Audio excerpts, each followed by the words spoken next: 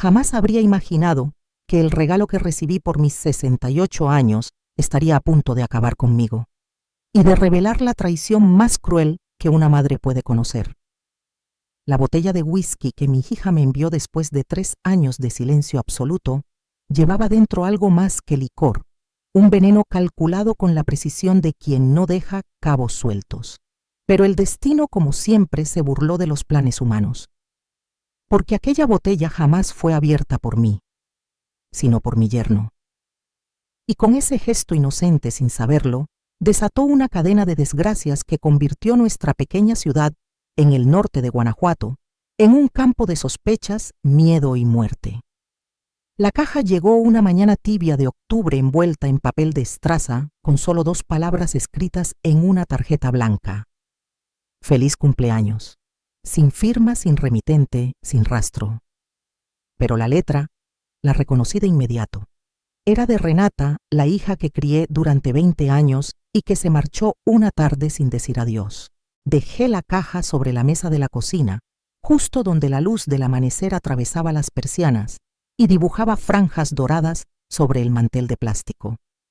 El aire olía a café recién colado y al pan dulce que había traído del mercado.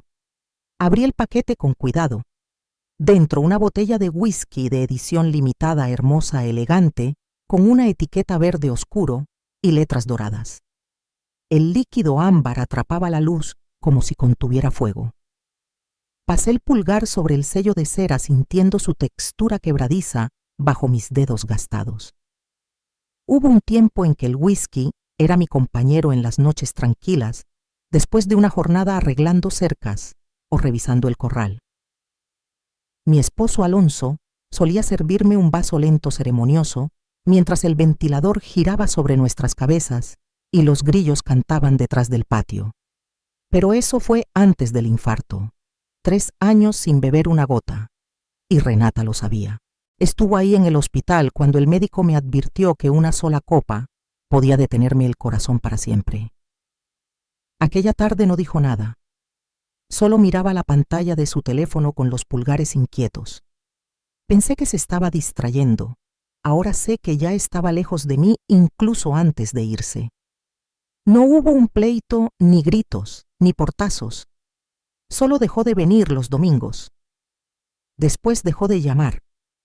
Y cuando llegó la segunda Navidad sin ella, me di cuenta de que el silencio ya era nuestra nueva costumbre.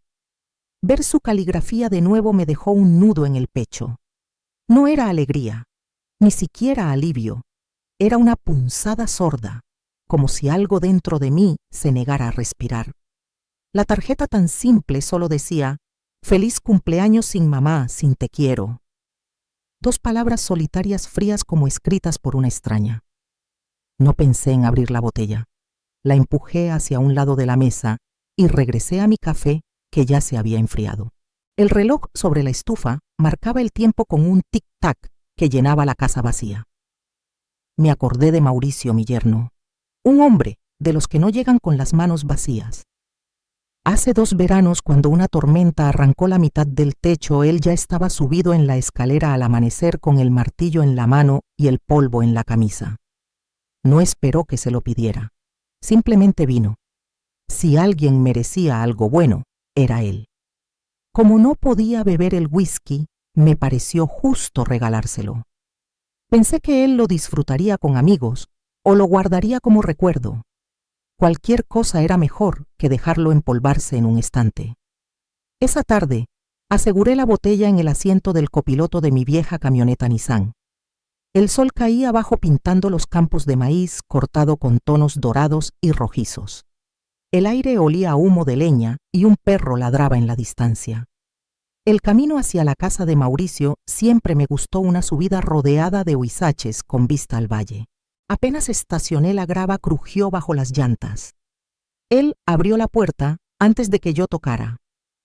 Llevaba una camisa de franela azul, los jeans gastados y las botas manchadas de polvo. «Doña Rosa, ¿qué es eso?», me preguntó mirando la botella. «Es de Renata», le respondí extendiéndosela. Él frunció el ceño sorprendido. «Renata, ¿tu hija te envió esto?». «Sí, y pensé que tú sabrías apreciarlo más que yo». La sostuvo con cuidado, leyó la etiqueta, sonrió apenas. Esto es especial. Entonces haz que esta noche también lo sea, le dije. Lo haré, gracias, contestó. Fue agradable verlo así tranquilo. Volví a mi camioneta. El sol se deslizaba por el parabrisas como un hilo de fuego. En el camino de regreso no podía dejar de pensar en la botella. No con nostalgia, sino con algo parecido a la sospecha. Renata nunca gastaba dinero sin razón. Cuando era joven siempre me pedía prestado solo para gasolina y luego se le olvidaba devolverlo. Entonces, ¿por qué ese regalo ahora? ¿Y por qué algo que sabía que yo no podría usar? El pensamiento me siguió hasta el garaje. Intenté apartarlo. No todo tiene un motivo, me dije. Pero no me creí ni una palabra. Esa noche preparé un guiso de carne con zanahorias y cebolla. La casa se llenó del olor cálido del estofado, el tipo de comida que se disfruta mejor en compañía. Pero cené sola. El reloj del comedor se acercaba a las 9 cuando terminé de lavar los platos. Entonces sonó el teléfono. El viejo de línea fija con su timbre agudo que cortó el silencio como un cuchillo. Casi nadie llama a ese número ya. Hola, mamá. La voz de Renata sonó suave, casual, como si el tiempo no hubiera pasado. Me quedé apoyada en la encimera con el corazón dando un pequeño brinco. Renata. Feliz cumpleaños, dijo con una pausa tan larga que sonó ensayada. ¿Recibiste mi regalo? Lo recibí. ¿Y qué te pareció?, preguntó con una ligereza extraña. Es una botella bonita. ¿Ya la probaste? Su tono cambió apenas perceptible, más frío, más punzante. No. Se la di a Mauricio, respondí intentando sonar natural. Pensé que él la disfrutaría más que yo. Silencio. Ni un crujido, ni una interferencia. Solo un vacío que pareció durar una eternidad. ¿Se la diste a Mauricio? Su voz bajó un tono helada. Así es.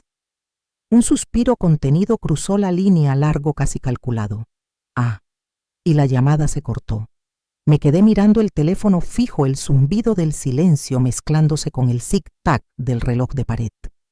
Sentí el estómago apretado no por el estofado que había cenado, sino por algo más. Menos visible, más oscuro. Apagué la luz de la cocina. Subí a la cama. Pero el sueño no llegó fácil. Flotaba entre imágenes confusas, y esa voz que no sonaba como la de mi hija, sino como la de una desconocida con mi apellido. A la mañana siguiente, el aire olía a humedad y pan recalentado. Traté de dejar atrás esa sensación. Preparé café, abrí el periódico. Y entonces sonó el teléfono otra vez. El identificador mostraba un número local que no conocía. La señora Isela Duarte. Sí, soy yo. Soy Verónica Salas, la esposa de Mauricio. Creo que debería saber que él está en el hospital. El café se me enfrió en las manos. ¿Qué le pasó? Se desmayó esta mañana. Los médicos creen que podría tratarse de envenenamiento. La palabra resonó como un eco dentro de mi pecho. Envenenamiento, murmuré. Estaba bien anoche. Tomamos una copa durante la cena. Esta mañana apenas podía mantenerse en pie. El sonido de monitores y pasos rápidos se colaba por la línea. ¿Vio algo inusual?, preguntó Verónica. Tragué saliva. No, solo que ayer le regalé una botella. Whisky. Era de Renata. Un silencio tenso. Luego el sonido metálico de un carrito alejándose. Se lo diré a los médicos, dijo finalmente. Si recuerda algo más, cualquier cosa, llámeme. Asentí, aunque ella ya no podía verme. Colgué. La casa entera parecía contener la respiración. La luz del mediodía se había vuelto pálida sin color. Permanecí inmóvil hasta que el reloj marcó las 3. Entonces algo en el fondo del cesto de basura llamó mi atención, un pequeño frasco de plástico de esos de vitaminas sin etiqueta, con un polvo blanquecino pegado en las paredes. No recordaba haberlo tirado. Lo tomé. La tapa estaba bien ajustada. Abrí el refrigerador. En el estante del medio había un frasco de vidrio con un resto de whisky, lo que había sobrado cuando serví un poco para Mauricio antes de entregarle la botella. No recordaba haberlo guardado. Mis manos temblaban al colocarlo junto al frasco. Entonces pensé en Efraín, un viejo amigo que conocí hace más de 30 años, cuando ambos trabajábamos en el rancho de mi hermano. Ahora tenía un pequeño laboratorio veterinario en las afueras del pueblo. Le debía un favor. Marqué su número. Efraín, necesito que me hagas un análisis. ¿De qué tipo de whisky? Y tal vez de otra cosa. No preguntó más. Ven cuando cierre el laboratorio, me dijo con voz cansada. Esa noche la carretera estaba desierta. Conduje con el frasco envuelto en una bolsa de papel. El aire olía a tierra húmeda y gasoil. Efraín me esperaba en el estacionamiento con una bata encima de una sudadera gris. «Esto es algo de lo que me voy a arrepentir, ¿verdad?», preguntó. «Solo dime qué hay dentro». Él asintió y desapareció en el interior del laboratorio. Me quedé en la camioneta, el motor encendido, observando cómo la luz se desvanecía del cielo. La radio estaba apagada.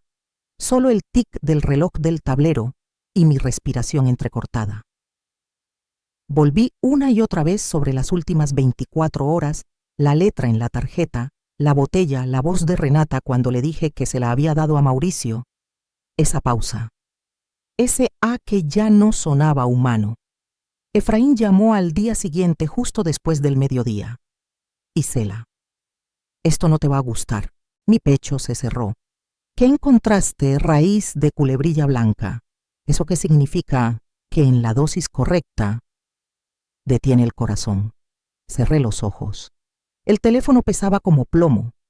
¿Dices que Mauricio bebió de esto? Sí. ¿Y tú? No. Efraín suspiró largo. Entonces, amiga, acabas de esquivar una bala. Ahí terminó la primera parte de mi historia. No con respuestas, sino con una pregunta que me perseguiría durante meses. Porque en cuanto colgué, supe que Renata no me había enviado un regalo. Me había enviado una advertencia. Siempre pensé que no había peor sonido que el teléfono sonando en mitad de la noche, pero sí lo hay. Es el teléfono sonando cuando ya sabes en el fondo que lo que vas a escuchar te va a destrozar. Cuando Efraín colgó, el mundo se quedó mudo. El tic-tac del reloj pareció detenerse. Tomé mi abrigo, las llaves del gancho junto a la puerta y salí. El camino hacia el Hospital San Lucas era un trayecto de luces rojas y avenidas vacías.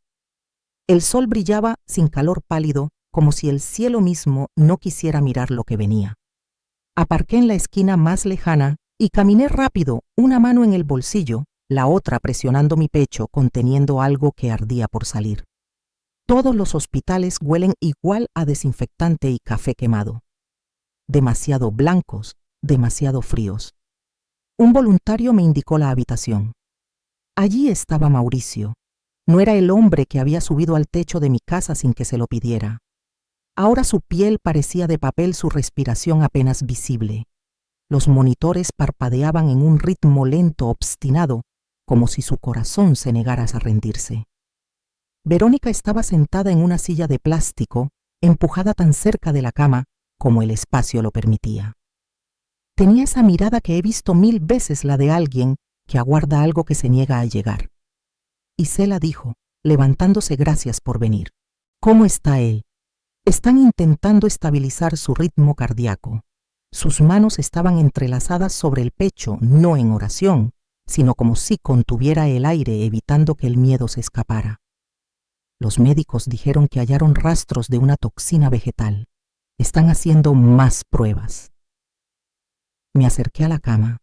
El rostro de Mauricio parecía otro pálido, los labios entreabiertos, el aire entrando y saliendo con fragilidad.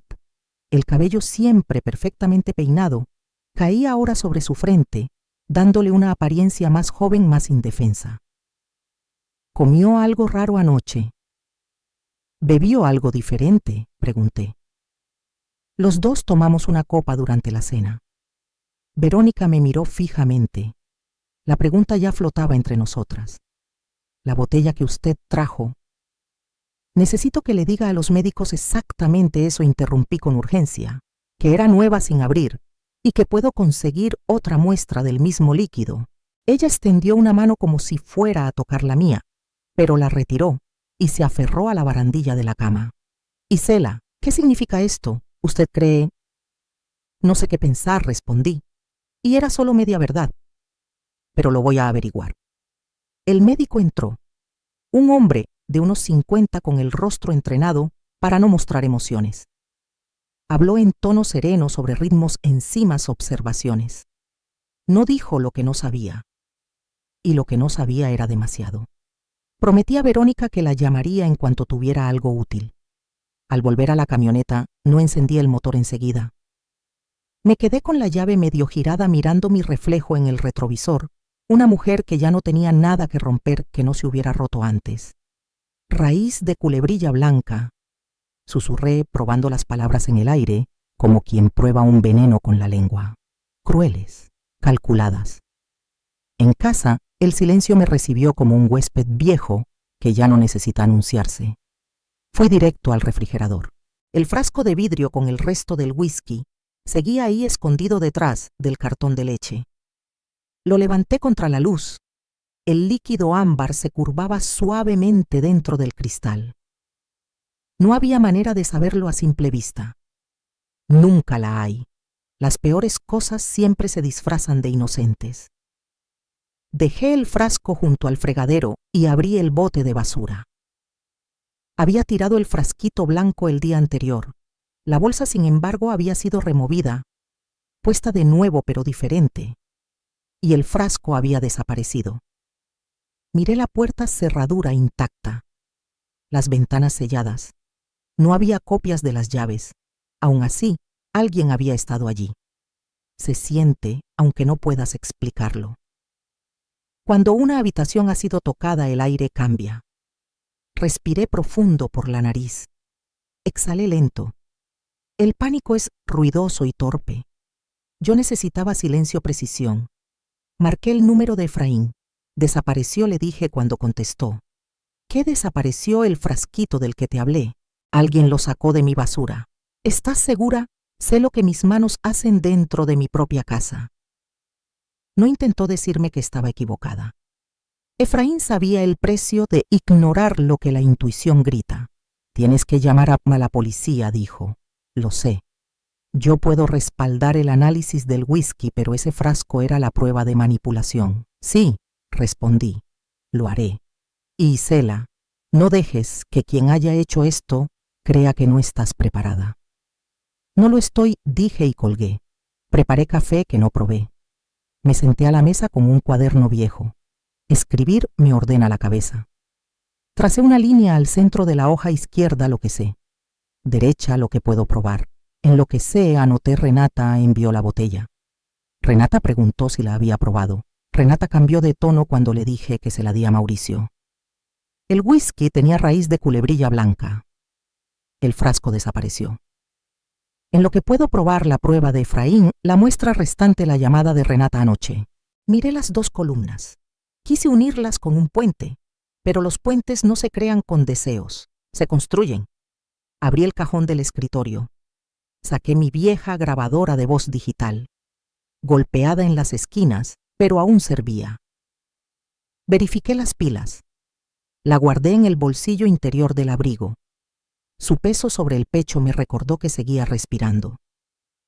Pasado el mediodía, llegué al conjunto de departamentos donde vivía Renata. Casas en serie, todas iguales, fachadas color arena, números de latón, luces automáticas. Su coche brillante, más nuevo que el mío, estaba estacionado al frente. Toqué. Abrió la puerta. Su rostro cambió 3 veces, sorpresa, cálculo, cortesía. Mamá, dijo con una sonrisa medida. ¡Qué sorpresa! Lo es, respondí entrando sin esperar invitación. El aire olía a limón y nada más. Todo perfectamente limpio, ordenado, hasta lo obsesivo. Me enteré de lo de Mauricio, dijo, cerrando la puerta. ¡Qué terrible! Noelia está con él ahora. Los médicos creen que puede ser un virus. Eso creen, contesté manteniendo la voz neutra. Sabía que si la presionaba se cerraría. Si mostraba debilidad, la usaría contra mí. Avancé hacia la cocina. Sobre la encimera 3 botellas alineadas como soldados, 2 whiskies y un centeno. Ninguna de la marca que ella me había enviado. ¿Probaste la botella que me regalaste?, pregunté. Soltó una risa corta. La idea era que tú te divirtieras, mamá. Era tu cumpleaños. Sabes que ya no bebo. La gente cambia, replicó con un gesto indiferente. Deslicé un dedo por el borde de un vaso vacío junto al fregadero. A Mauricio le gustó, dije, despacio. Dijo que su copa favorita fue la del estante del medio, el single malt. Renata parpadeó una sola vez, más lento de lo normal. Sí. Qué cosa más curiosa, murmuré sintiendo el peso de la grabadora vibrar en mi pecho como un segundo corazón. Nunca te dije dónde lo había guardado. Por una fracción de segundo se quedó inmóvil, como un animal en el bosque que acaba de oír romperse una rama.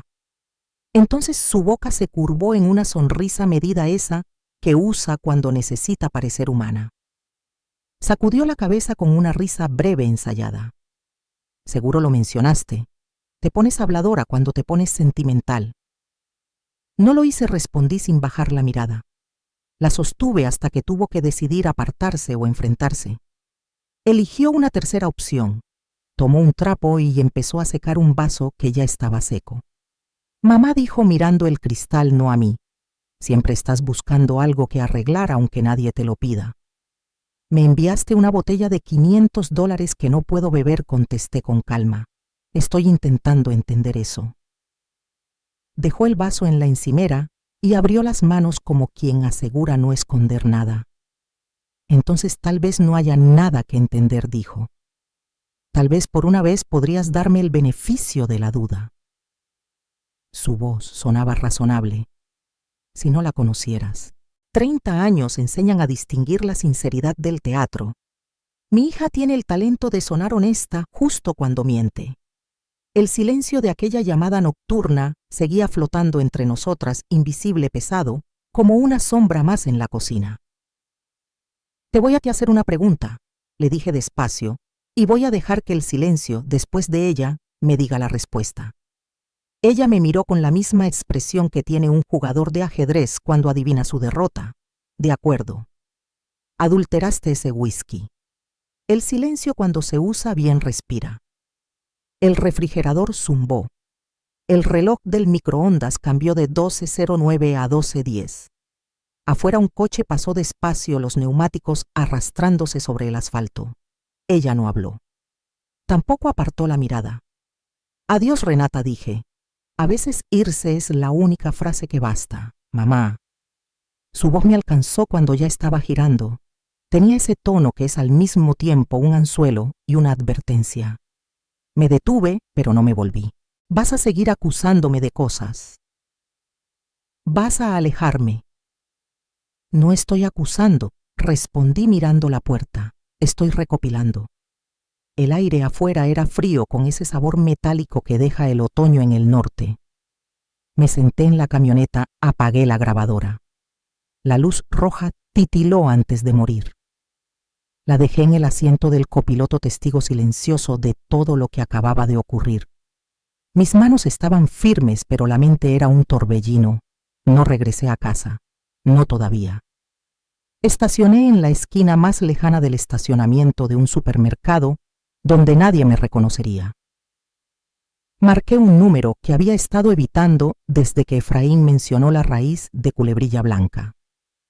Detective Salgado. Una voz grave respondió tras 2 timbrazos.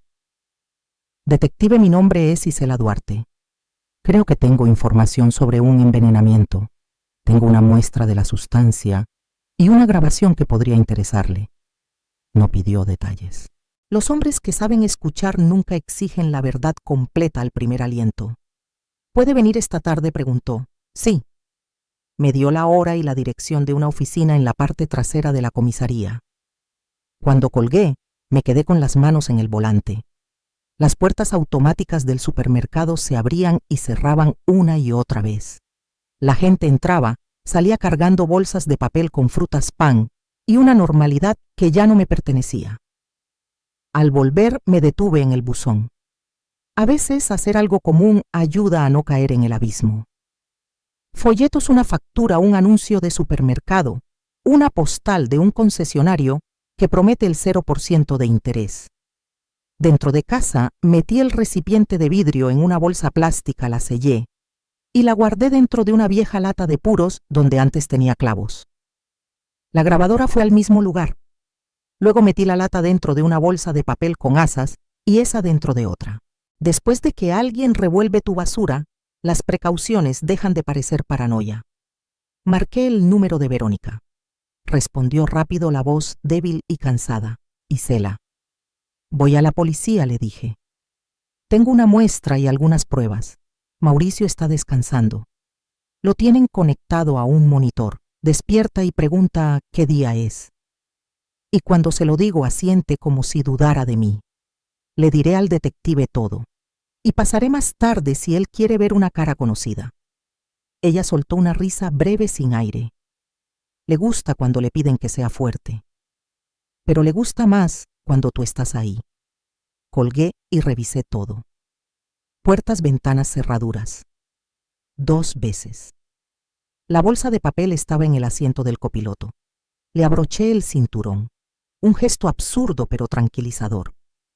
De camino a la comisaría encendí la radio. La gente cantaba sobre amores sencillos, sobre promesas que aún creían posibles. Me irritó al principio. Luego me cansó. Después ya no sentí nada. La comisaría era más fría que el hospital, pero olía mejor.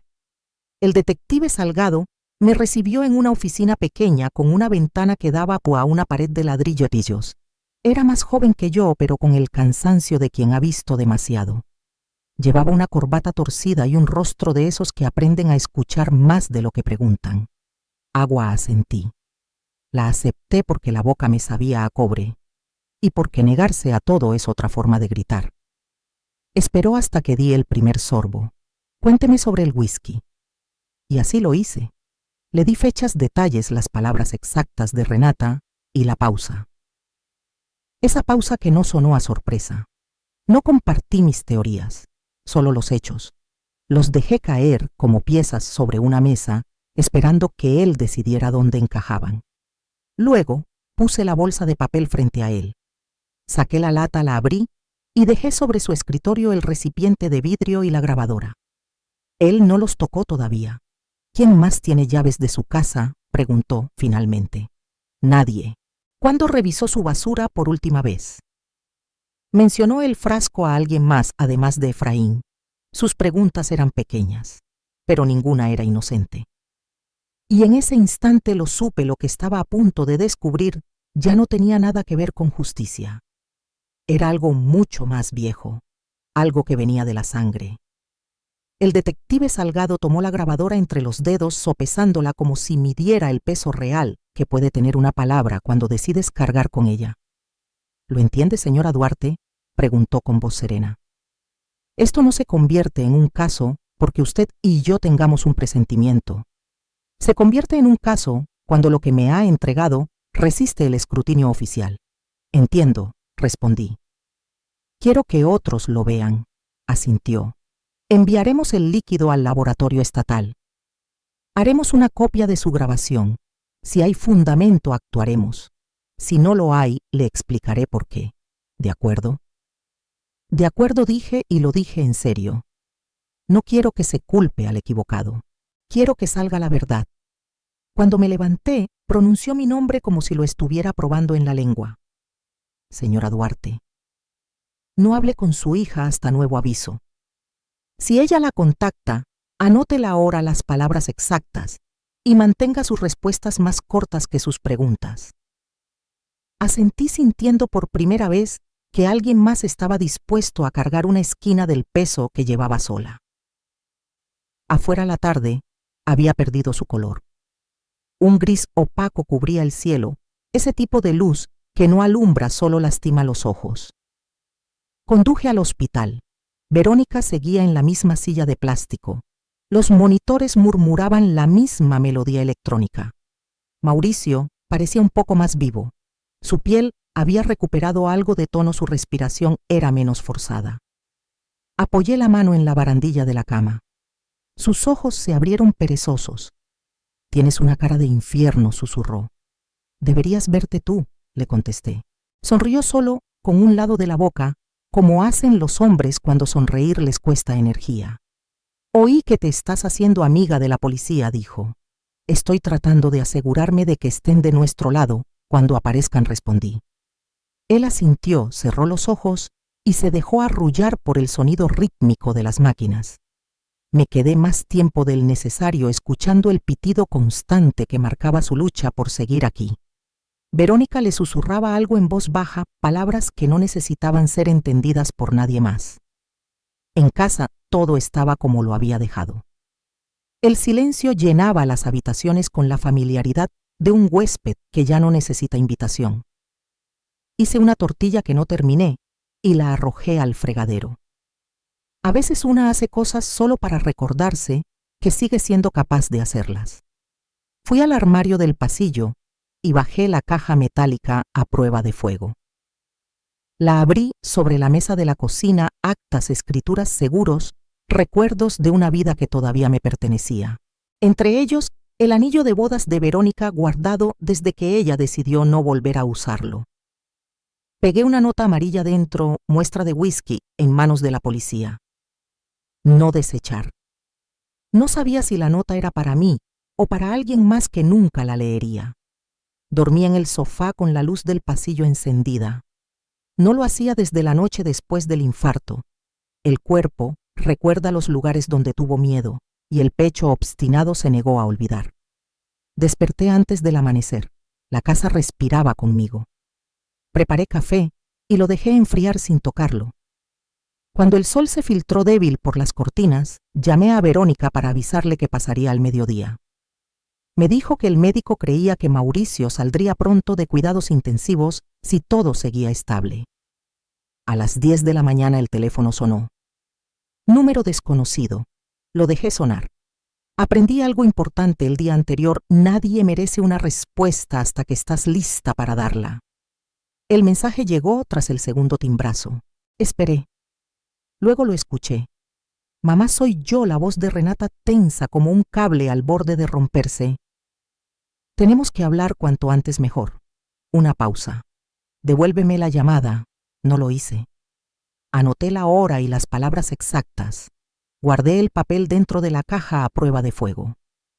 A veces una tiene que fabricar su propia evidencia. Miré por la ventana. El jardín seguía negándose a ponerse verde por más que lo regara. La silla del porche crujió una sola vez. Ningún viento a la vista. Solo el día. Detenido en su propio silencio. Si me preguntas si sentí miedo, no lo negaré. El miedo ya no es algo que escondo. Forma parte de la verdad, igual que los clavos forman parte de la madera, lo sostienen todo. Me quedé en la cocina, la mano sobre el respaldo de una silla, y supe sin necesidad de escribirlo que todo había pasado el punto de no retorno. Ya no se trataba de una madre y una hija intentando arreglar algo.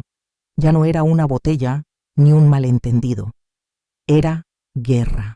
Y yo seguiría caminando hacia ella.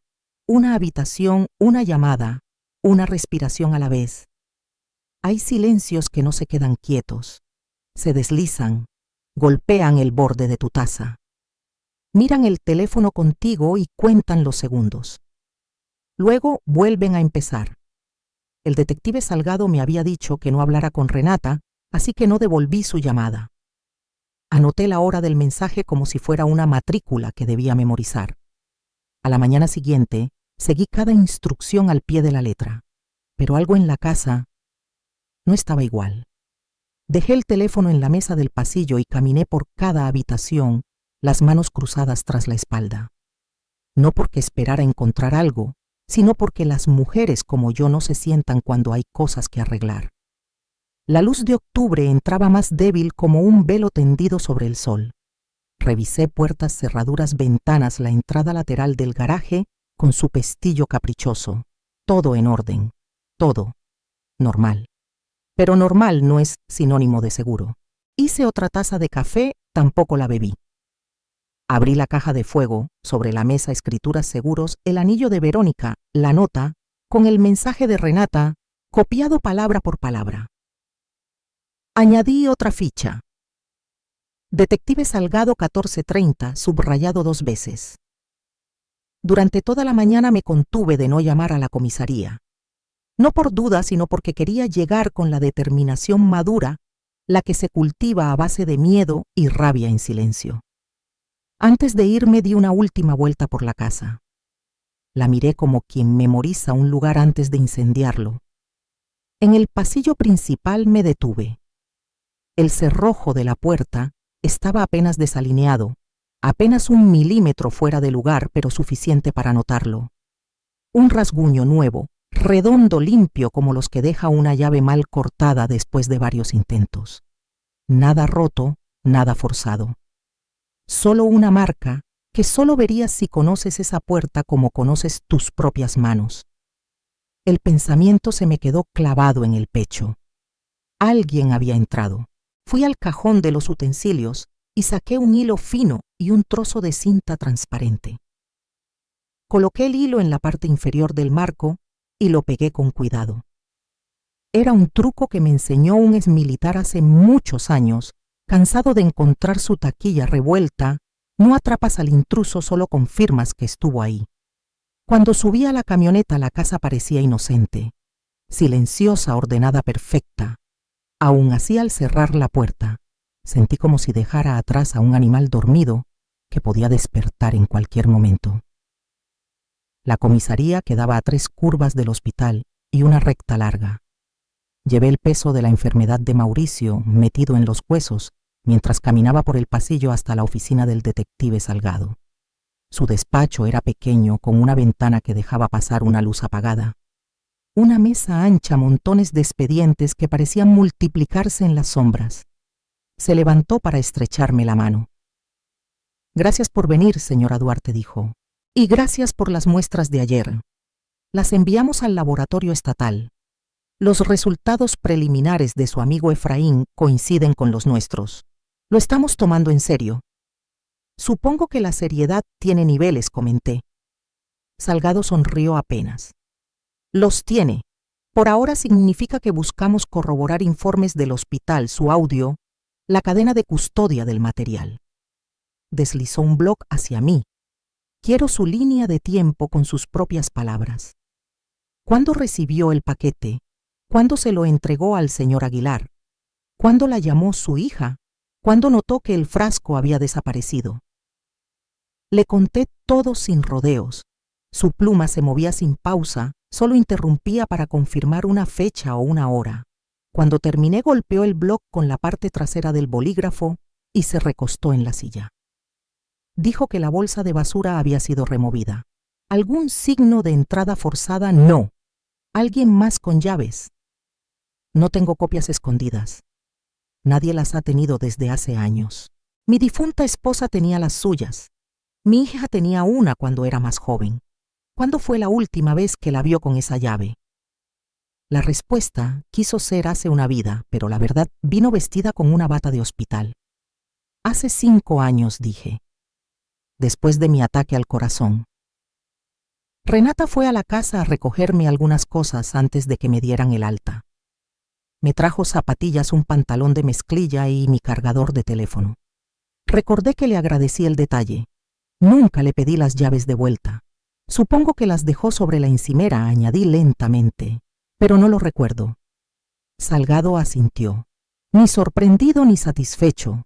Si alguien entró sin forzar eso, explicaría el frasco desaparecido. Alguien más sabía de su existencia, solo Efraín. Le pediré que documente su conversación. No queremos que parezca evidencia fabricada después. Cerró el bloc con calma. Se lo diré sin rodeos, señora Duarte, no se reúna con su hija. Si la busca o la invita a cualquier lugar, avíseme. Si aparece, llame al 9T11. En serio. Pensé en la voz de Renata en mi buzón, tensa como un cable de motor que sabes que no debes tocar mientras el coche sigue caliente. Haré exactamente lo que diga. Él deslizó una tarjeta sobre la mesa. Mi número directo. Si siente que algo está mal, llame.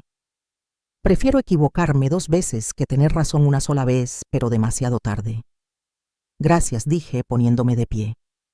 Al salir el edificio olía a cera de piso y tóner de impresora. Bajé las escaleras despacio.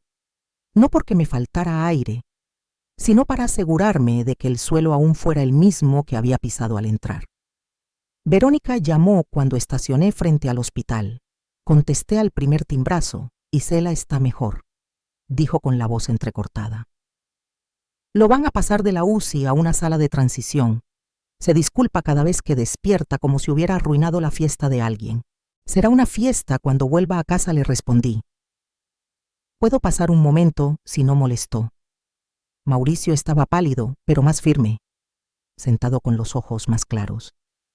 Al entrar, extendió el antebrazo, ese saludo antiguo de los hombres de campo, firme y breve. Tienes peor cara que ayer, bromeó haciendo reír a Verónica detrás del pañuelo que se llevaba a la barbilla. Traje mi peor aspecto para que mañana el cambio se note, respondí arrastrando una silla. Verónica se excusó para hablar con una enfermera. Cuando la cortina se cerró, Mauricio bajó la voz. Y Cela.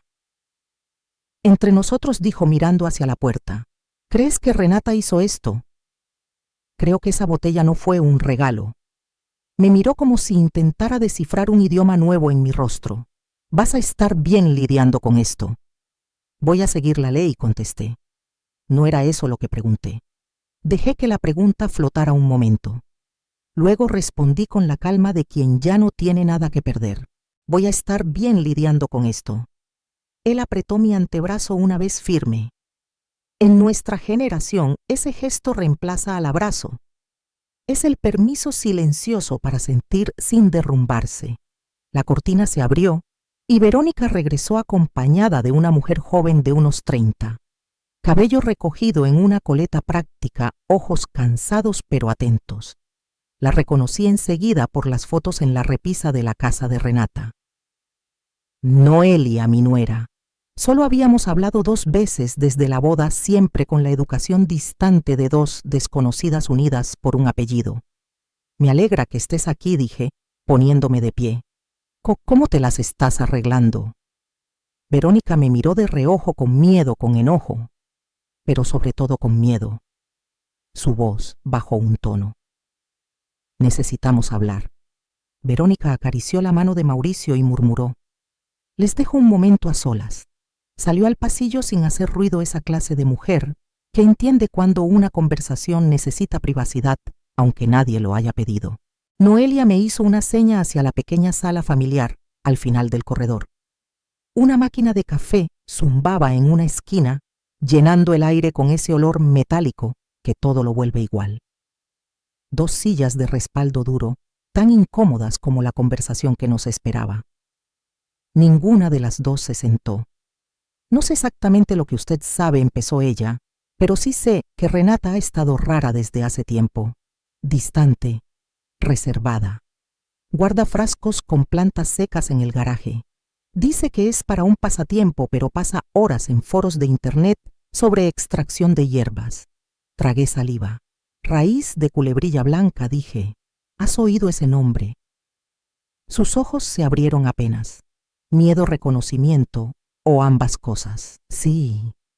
Lo vi en su historial de búsqueda, respondió con un hilo de voz. Pensé que solo estaba leyendo, estudiando. No creí que fuera algo real. El detective Salgado querrá hablar contigo, le dije, si estás dispuesta. Ya lo llamé. Le dejé un mensaje. Bien. El alivio y el luto a veces llegan juntos. Noelia, si tienes algo, capturas de pantalla, fotos de esos frascos, mensajes, guárdalos. Deja que el detective siga el rastro. Ella me miró con intensidad de esa que traspasa el aire. ¿Por qué le haría esto a usted? Podría haber dicho muchas cosas. Dinero que no le di.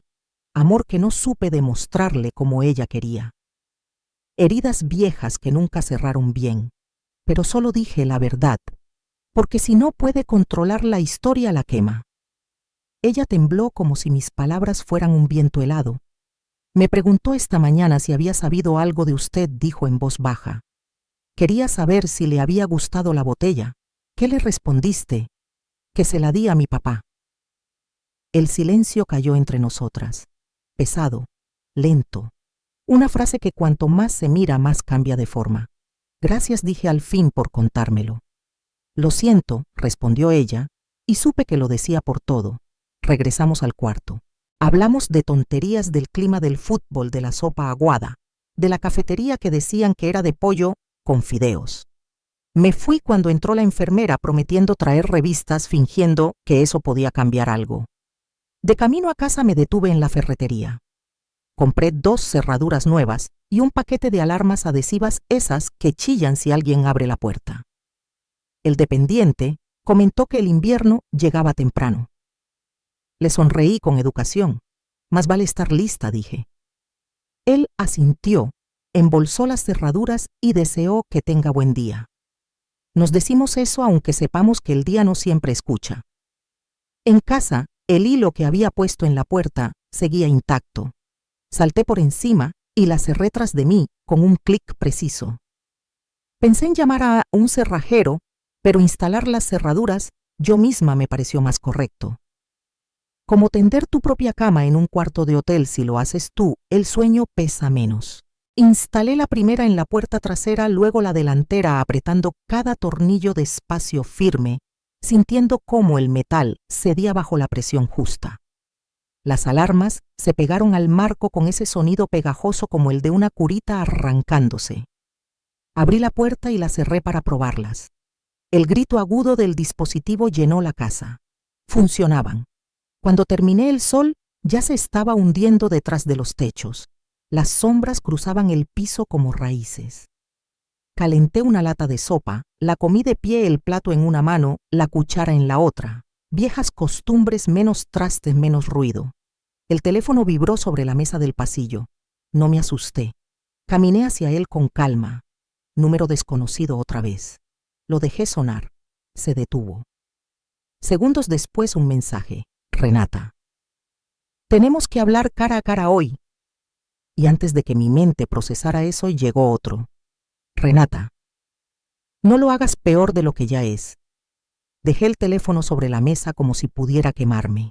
Anoté la hora y los mensajes palabra por palabra y los guardé en la caja de seguridad. Luego saqué la tarjeta del detective Salgado y marqué.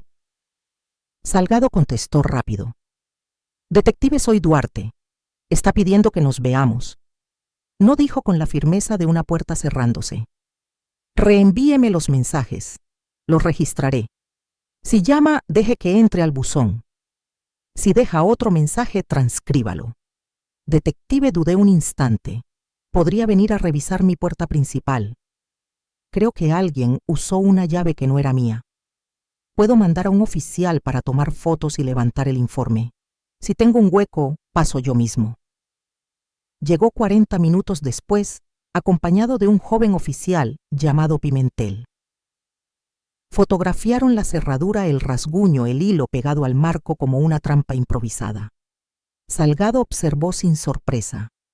No era un hombre que disfrutara tener razón, pero tampoco uno que fingiera asombro cuando ya lo sabía. ¿Tiene el juego original de llaves? Fui al armario del pasillo.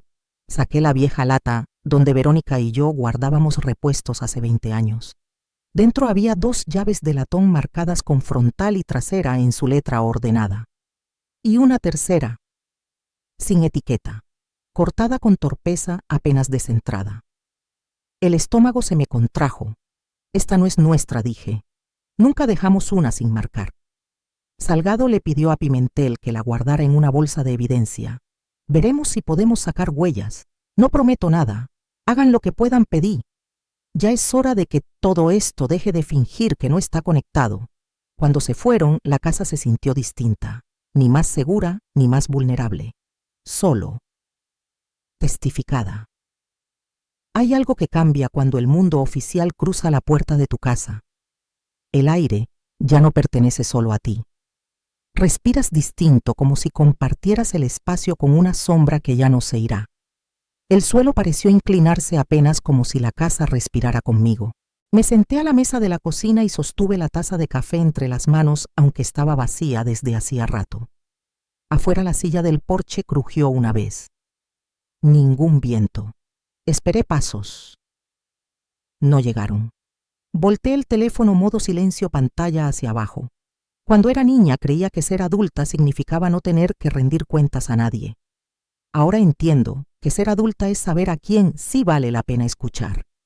A eso de las 9 un coche se detuvo frente a la casa, el tiempo justo para inquietarme.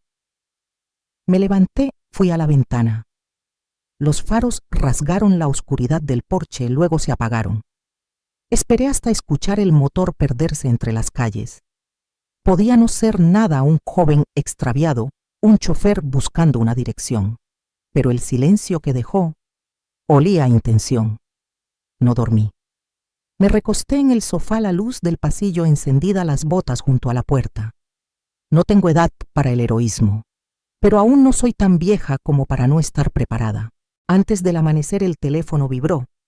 Buzón de voz. Me había olvidado del modo silencio. Reproduje el mensaje con el volumen al mínimo. Mamá, estás complicando las cosas. La voz de Renata era distinta, contenida como si hablara desde un lugar donde no quería que la escucharan. Fuiste con la policía. No fue inteligente. Podríamos haberlo resuelto. Colgó. Anoté todo. Podríamos haberlo resuelto. Esa palabra resolver se me clavó como una espina. Resolver que a las 8 en punto sonó el teléfono de nuevo. Era Salgado. El laboratorio estatal confirmó los resultados, dijo sin rodeos. La raíz de culebrilla blanca está presente en la muestra. Es suficiente para abrir un caso formal. Solicitaremos los registros médicos del señor Aguilar. Estamos procediendo. Exhalé el aire que llevaba atascado desde que Efraín pronunció por primera vez ese nombre maldito. Dígame qué necesita. Siga haciendo lo que hace. Documente, no confronte. Cierre todo. Le avisaré para su declaración oficial. Si su hija la contacta, guarde los mensajes. Si aparece, llame al 911. No lo piense. Lo haré, dije. Bien, haremos nuestro trabajo. Viniendo de él era una promesa. Me bañé, me puse una camisa limpia. Hay una forma en que una mujer debe vestirse cuando el día va a pedirle firmeza. Desayuné despacio como si cada bocado fuera una decisión. Fui al hospital con una pila de revistas bajo el brazo, decoración, jardinería, cosas triviales que parecen inocuas. Mauricio hojeaba un artículo sobre motosierras fingiendo interés. Le seguí el juego. El fingimiento también puede ser una forma de cariño. Noelia entró con el teléfono en la mano, los ojos hinchados, el cabello atado sin esfuerzo. El detective Salgado me llamó, dijo sin saludar. Quiere que le entregue la vieja laptop de Renata. La tengo guardada desde antes de casarnos. Hazlo, le aconsejé. Deja que la ley cargue con lo que fue hecha para cargar. Ella asintió. Me escribió, agregó con voz baja. Dijo, tu suegra quiere jugar a la heroína. Si algo pasa, será su culpa. Le reenvié el mensaje al detective. Bien hecho, dije. Sentí un calor recorrerme el pecho, no del tipo antiguo, sino del que distingue una advertencia de una amenaza. No respondas nada de lo que ella envíe, ni una palabra, ni siquiera para decirle que no responderás. Cuando me fui, el sol del mediodía caía sin filtros, crudo, sincero. Conduje por el camino largo no por miedo, sino para darle tiempo al cuerpo de entender que lo peor aún no había pasado. El hilo en la puerta seguía intacto. Lo salté como quien cruza un límite invisible, cerrando detrás de mí con cuidado. En la mesa abrí mi libreta amarilla y escribí en letras grandes ¿qué quiere? Bajo eso tracé 2 columnas. En una dinero, en la otra control. Anoté invierno pasado 20.000 rechazado. Botella ubicación. Frasco desaparecido. Llamadas necesitamos hablar. La balanza se inclinaba. El dinero puede ser una razón, pero el control es un hábito. Y los hábitos duran más que la sangre. Al mediodía el chillido de la alarma partió el aire. Salté de la silla antes de pensar. La alarma volvió a sonar. Cumplía su función. Me moví hacia la ventana sin ponerme en línea de visión. Corrí la cortina 1 centímetro. Una camioneta de entregas. El conductor abrió la puerta mosquitera, dejó un sobre en el felpudo, miró la alarma con fastidio y se fue. La puerta se cerró sola. El silencio volvió. Esperé. Después abrí. El sobre no tenía remitente. Dentro una sola hoja. Una fotografía. Mi casa anoche tomada desde el otro lado de la calle. El porche iluminado, la silla inmóvil. Nadie en el encuadre. La foto tenía menos de 12 horas. Miré hacia la acera, las bardas, el poste al final de la calle. Cualquier punto servía para ocultar un auto con las luces apagadas. Tomé la foto con cuidado, la guardé en la caja de seguridad sobre los demás documentos y marqué el número del detective. Salgado, soy Isela Duarte. Llegó algo más. Describí la foto, el sobre, el mensajero. No la toque ni la tire, ordenó. Enviaré a alguien a recogerla. Se va a cansar de oírme, dije. Prefiero eso, respondió él, a dejar de oírla demasiado pronto. El reloj marcó la 1 cuando colgué. La casa estaba en silencio, pero el silencio ya no era mío. Prefiero eso a la alternativa, dijo Salgado antes de colgar. Su voz tenía la precisión de quien cierra una puerta y pasa al siguiente caso. Me quedé en la ventana observando la calle de costado, como quien mira a un animal salvaje que no debe espantarse. La silla del porche se movió una sola vez. No había viento. Las casas tienen su propio lenguaje. Lo que parece quieto también dice algo, si sabes escuchar. Al caer la tarde, la policía se había llevado la fotografía y mi declaración sobre cómo llegó. También se llevaron el sobre. Salgado envió un mensaje. Estamos solicitando grabaciones de seguridad de su cuadra. La noche descendió como una puerta que se cierra sin prisa. Calenté la sopa de anoche y la comí en los escalones del patio trasero. El aire de octubre se colaba por los pulmones como agua fría. El jardín quedó a oscuras. La silla permaneció inmóvil. Un perro ladró en algún punto lejano, quizá una sombra, quizá algo que solo los perros perciben. Entré. Encendí la luz del pasillo. El teléfono vibró. Un mensaje. ¿Crees que van a protegerte de lo que tú misma empezaste? Llámame. Renata. No la llamé. Escribí cada palabra en una hoja, la deslicé dentro de la caja metálica. Cerró con ese sonido exacto, seco final. La guardé en el estante más alto, como quien coloca un peso donde no pueda tropezar con él a oscuras. Me quedé inmóvil escuchando a la casa hablar consigo misma. El crujido de la madera, el zumbido del refrigerador, el tic-tac obstinado del reloj. Pensé en la primera vez que Renata me dijo mamá, con esa inocencia que te obliga a responder con el alma, y en la última vez que lo hizo de una forma que dolía solo escuchar. La oscuridad se hizo completa. Me acosté en el sofá, la mano sobre el pecho, sintiendo mi corazón trabajar lento, preciso, honesto. Un médico me dijo alguna vez que sabría cuándo estaría en peligro. Esa noche, esa certeza fue lo más verdadero que tuve. No sé si el sueño vino o si fue la noche la que tuvo compasión, pero cuando el teléfono sonó a las 6:12 a.m. ya estaba despierta. Contesté al primer timbrazo. Señora Duarte, la voz de Salgado sin saludo previo. El laboratorio estatal confirmó. Estamos pidiendo la orden. Cerré los ojos. Vi la silla del porche. El hilo blanco en el marco. La foto de mi casa tomada desde el otro lado de la calle. La botella atrapando la luz de la mañana como si guardara vergüenza en su interior. ¿Dónde me necesita?, pregunté. Exactamente donde está.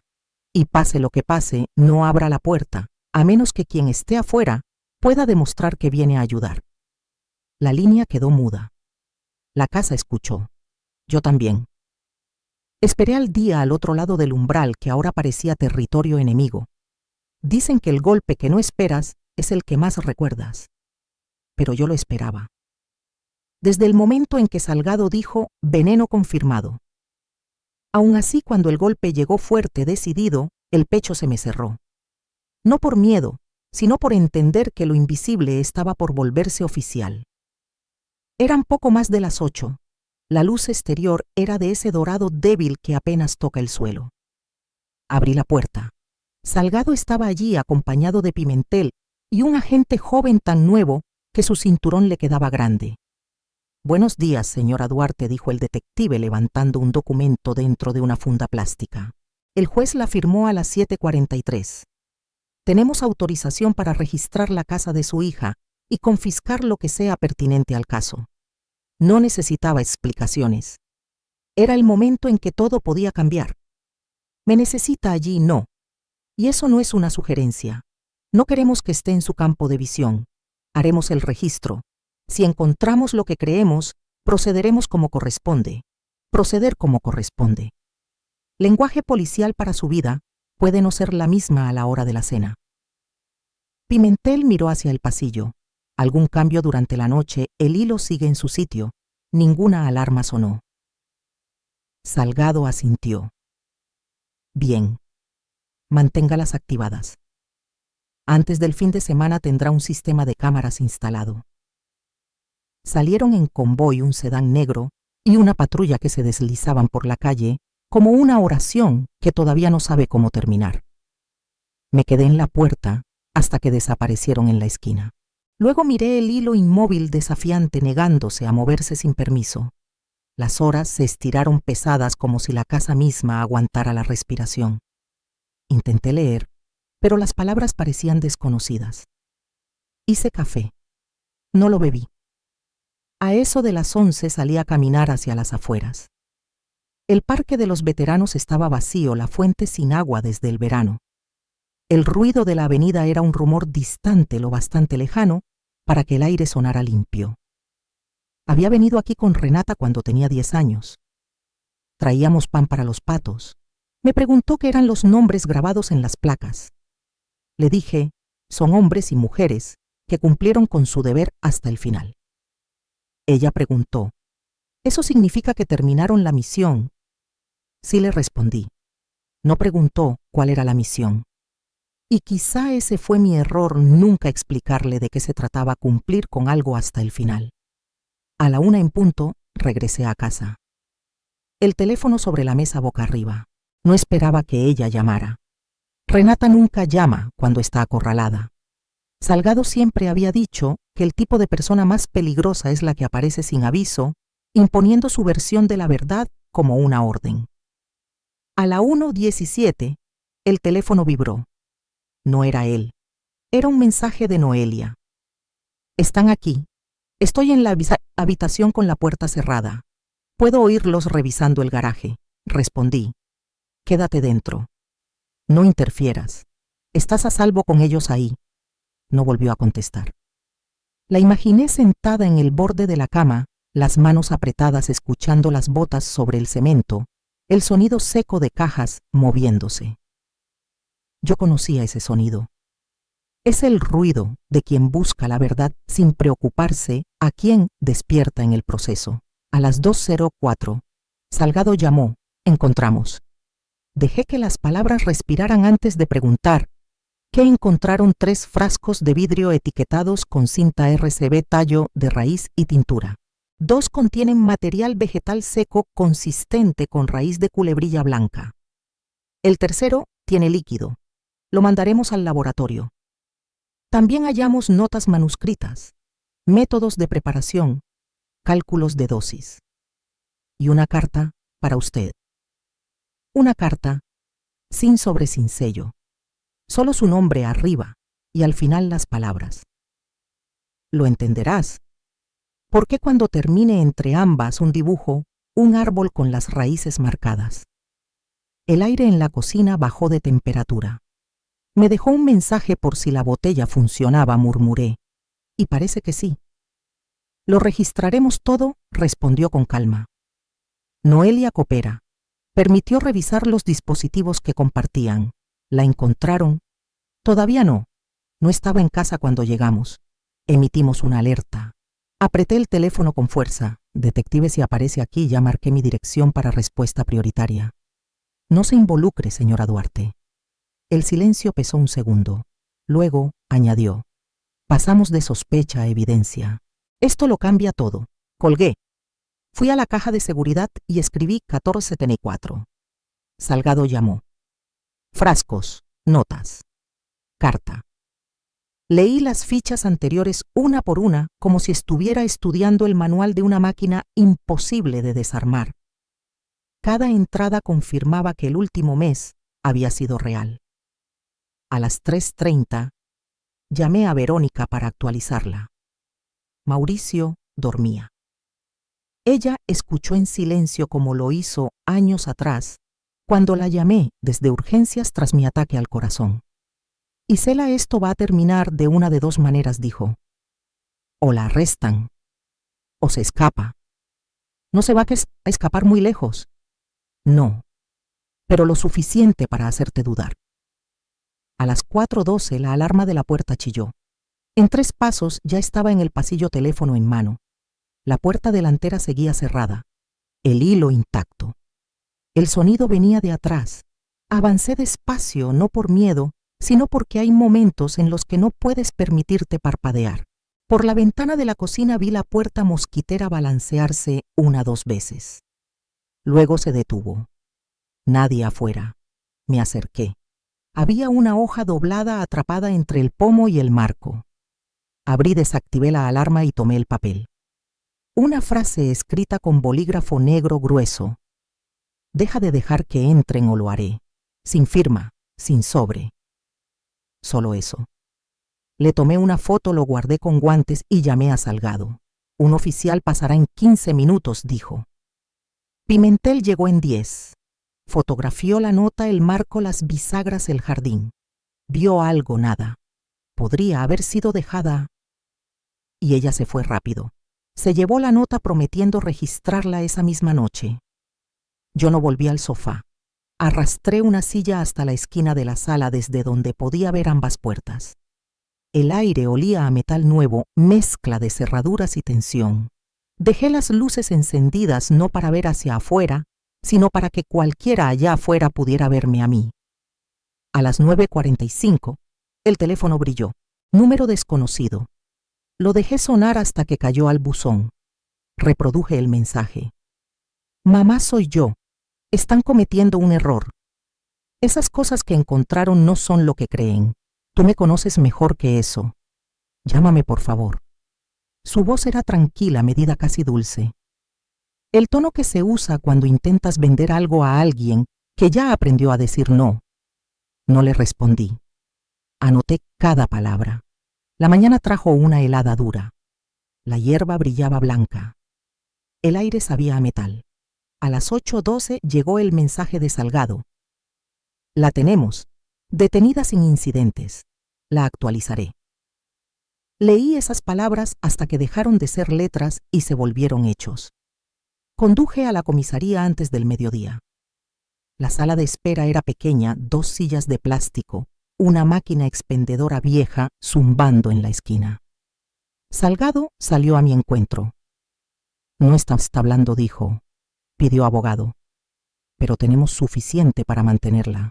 Noelia entregó evidencia digital, correos con referencias a la raíz, cálculos de dosis, búsquedas sobre toxicidad en adultos mayores de 60 años. Y ahora, presentaremos cargos. Intento de homicidio, posesión de sustancia controlada, manipulación de evidencia. El proceso será rápido. Asentí. Metí las manos en los bolsillos para evitar que dijeran algo que no debía. Está aguantando, dijo él observándome. Estoy de pie, respondí. Eso es suficiente. Cuando salí, el cielo tenía ese gris pesado que anuncia nieve incluso si el pronóstico no la promete. Conduje sin rumbo, pasé el molino. La ferretería cerrada, el restaurante que aún olía a grasa vieja. Terminé en el hospital. Mauricio miraba un programa de concursos con el volumen apagado. Verónica tejía algo verde, paciente, constante. La atraparon, dije en voz baja. Mauricio asintió una vez. Bien. Las agujas de Verónica siguieron moviéndose. El silencio también. Y ahora, preguntó Verónica casi susurrando. Ahora esperamos que el sistema haga su trabajo, respondí. Esa noche me senté en los escalones del patio con una taza de té humeante. El vapor subía despacio en el aire frío. El jardín estaba quieto, solo el chasquido ocasional de una rama movida por el viento. Un perro ladró una vez a lo lejos y luego todo volvió al silencio. Pensé en la nota clavada en mi puerta, en los frascos del garaje, en el dibujo de las raíces, y en la niña que alguna vez llevó pan al parque conmemorativo preguntándome si los nombres en las placas significaban que habían cumplido su misión. Tal vez la mía no era terminar nada, sino asegurarme de que eso, la oscuridad, la herencia, no me terminara a mí. Cuando entré, revisé el hilo en el marco de la puerta, seguía ahí intacto, diciéndome sin palabras que la verdad todavía tenía forma. Veneno. Una palabra fea. No solo se pronuncia, se queda colgada en la garganta y cambia la manera en que respiras. Salgado no la dijo al principio. Dejó que Ricardo lo explicara, quizás sabiendo que escuchar a un amigo dolía menos que escucharlo de un detective. Pero no hay modo suave de saber que algo destinado a matarte ya estaba dentro de otro, y que fuiste tú quien lo entregó. La decisión de qué hacer con Renata cayó sobre mí como una puerta que se cierra sola. Llamé al detective. Avísele al fiscal, dije. Testificaré. Cargos completos. No me felicitó, no dijo buena elección, solo respondió, entendido, y bastó. 3 días después, fijaron la audiencia. Mociones preliminares, listas de pruebas, preparación de testigos. Carranza, la abogada de Renata, presentó objeciones a casi todo. El juez desestimó la mayoría. Cuando la trajeron al tribunal por primera vez, Renata escaneó la sala y me encontró. Sus ojos eran hielo. No había rastro de ternura, solo el reflejo de alguien que acaba de poner tu nombre de nuevo en su lista. Le sostuve la mirada. Tal vez porque sí estaba ahí. Le llaman tribunal, pero para mí era un campo minado. Cada palabra, cada respiro podía estallar en cualquier momento. Entré pensando que la verdad se sostenía sola. Hasta que vi la sonrisa de Carranza, tan segura, tan pulida, como quien ya conoce el paso exacto donde caerás. El día de la audiencia de pruebas, la sala estaba medio llena, pero el aire pesaba como una iglesia saturada en agosto. Me senté detrás de Salgado y del fiscal, las manos entrelazadas en el regazo, pretendiendo que no temblaban. Renata entró con uniforme naranja. Las esposas brillaban al reflejo de la luz. Al principio no me miró. Después, apenas un segundo. Suficiente para que una comisura de su boca temblara, no en una sonrisa, en algo mucho más frío. Recordé por qué estaba ahí. El hospital. El informe del laboratorio. Ese cuaderno maldito. El juez pidió orden. Salgado subió al estrado. Profesional. Preciso. Explicó cómo se recibió la botella, cómo se probó y confirmó que contenía veneno. Carranza objetó 2 veces alegando irregularidades en la cadena de custodia. El juez rechazó ambas. Luego me llamaron a mí. El alguacil me hizo jurar. Me senté frente al micrófono. Podía escuchar mi propia respiración amplificada. El fiscal empezó con lo básico: nombre, edad, domicilio, relación con la acusada. Sí, dije, Renata Duarte es mi hija. Sonó extraño en voz alta, como si esa verdad perteneciera a otra vida. Relaté cómo había recibido el paquete, la letra en la etiqueta, la decisión de entregárselo a Mauricio, la hospitalización, la prueba de Ricardo. Hablé con tono uniforme, como me había aconsejado Salgado: apégate a los hechos. Deja que la evidencia hable. Entonces se levantó Carranza. Señora Duarte, dijo con voz tan suave que parecía una caricia, usted afirma reconocer la caligrafía de mi cliente. No lo afirmo, contesté. Lo sé, pero no la había visto escribir en más de 3 años. Correcto, correcto. Entonces, ¿es posible que esté equivocada, no? Se inclinó apoyando la mano en la barandilla. Está diciéndole a este tribunal que la vida de una mujer debe arruinarse porque usted cree que esa nota se parece a la letra de su hija. Sentí el calor subir por el pecho. No lo creo, dije. Lo sé. Carranza levantó un documento. Interesante, porque tenemos aquí un análisis grafológico certificado que indica que esa nota no pudo haber sido escrita por Renata Duarte. Un murmullo recorrió la sala. El juez golpeó con el mazo. El fiscal objetó la validez del informe, pero el juez lo aceptó para el registro. Mi estómago se hundió. Carranza sonrió apenas. Y dígame, señora Duarte, continuó, ¿no es cierto que usted y su hija han tenido una relación tensa durante años? ¿Que vendió la finca familiar sin consultarla? El fiscal se levantó. Objeción. Irrelevante. Admitido, dijo el juez, pero el daño ya estaba hecho. El jurado lo había escuchado. Cuando bajé del estrado, las piernas me pesaban. Salgado me alcanzó. Están tratando de pintarla como una madre resentida, susurró. Es todo lo que tienen. No deje que eso le cale. Pero ya lo había hecho. Afuera Mauricio me esperaba apoyado en su bastón. Están jugando sucio, dijo. No importa si es verdad, solo necesitan confundir al jurado. Asentí. Tienen un peritaje en contra. Él frunció la boca. Comprado. Los he visto antes. Se compran opiniones como se compra una corbata. El día de la deliberación el cielo era gris y bajo, como si estuviera juzgando también. Me senté en la galería, las manos cruzadas observando la nuca de Renata. Carranza había hecho su trabajo, sembrar duda, sugerir que yo era una madre rencorosa. Pero el fiscal había sido implacable. Y ahí, entre los ecos del mazo y la respiración contenida del público, supe que no hay victoria limpia en una guerra entre la sangre y la verdad. El cuaderno con las iniciales MR, junto a la frase dosis letales. Los frascos hallados exactamente donde Noelia dijo que estarían. Los historiales de búsqueda sobre raíz de culebrilla blanca y paro cardíaco en adultos mayores. Cuando el jurado regresó a la sala, respiré hondo. El capataz se levantó mirando no a Renata sino al juez. En el cargo de intento de homicidio en primer grado, consideramos a la acusada.